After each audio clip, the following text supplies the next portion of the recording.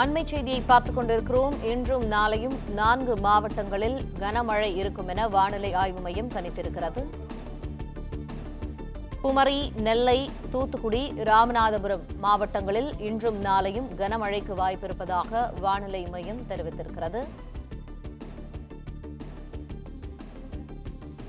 தமிழகத்தின் தென் மாவட்டங்களான குமரி, நெல்லை, தூத்துக்குடி மற்றும் ராமநாதபுரம் மாவட்டங்களில் இன்றும் நாளையும் கனமழை பெய்யும் என வானிலை மையம் தெரிவித்திருக்கிறது. இது தொடர்பான அண்மை செய்தியை பார்த்துக் கொண்டிருக்கிறோம்.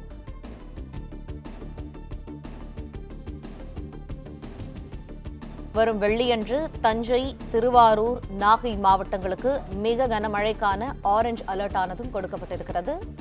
குமரி, நெல்லை, தூத்துக்குடி, ராமநாதபுரம் மாவட்டங்களில் இன்றும் நாளையும் கனமழைக்கு வாய்ப்பிருப்பதாக வானிலை மையம் அறிவித்திருக்கிறது.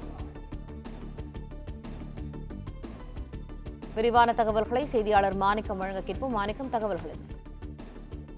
தமிழ்நாட்டில் வடகிழக்கு பருவமழையை தீவிரப்படுத்தக்கூடிய காரணியாக குமரிக்கடல் பகுதியில் உருவான வளிமண்டல சுழற்சி அமைந்திருந்தது. இந்த சூழல்ல இன்று காலை குறைந்த காற்றழுத்த தாழ்வு பகுதியாக குமரிக்கடல் நிலவிய வளிமண்டல சுழற்சி தென்மேற்கு வங்கடல் பகுதிகளில் வலுப்பெற்றிருக்கிறது.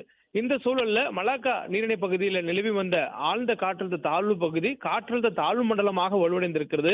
தொடர்ந்து அடுத்த 48 மணி நேரத்தில் அது மேலும் வலுவடையக்கூடும் என்று சொல்லப்பட்டிருக்கிறது.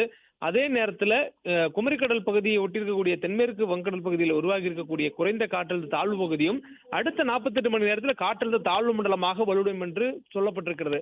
அதாவது ஒரே நேரத்தில் வங்கக்கடல்ல 2 காற்றழுத்த தாழ்வு மண்டலங்கள் இன்னும் 48 மணி நேரத்திற்குள்ளாக நிலவ போகிறது. இந்த சூழல்ல தமிழ்நாட்டிற்கான மழைக்கான வாய்ப்பு என்பது 28ஆம் தேதியிலிருந்து தீவிரமடைவதாக வானிலை ஆய்வு தெரிவித்திருக்கிறாங்க.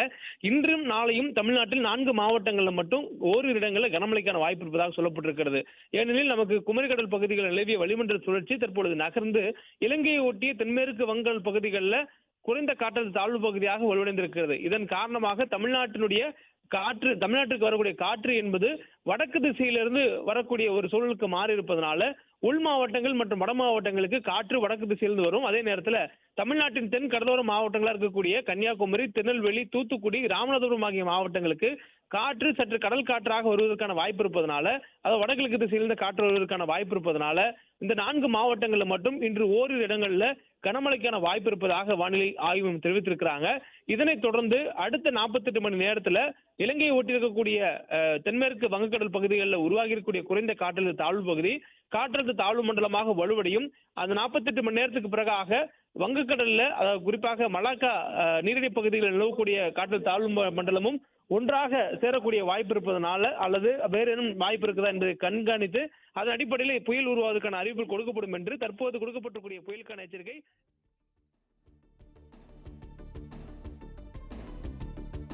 பிளே ஸ்டோர் மற்றும் ஆப் ஸ்டோரில் இருந்து பாலிமர் செயலியை QR கோடு மூலம் பதிவிறக்கம் செய்யுங்கள். செய்திகளை உடனுக்குடன் பெறுங்கள்.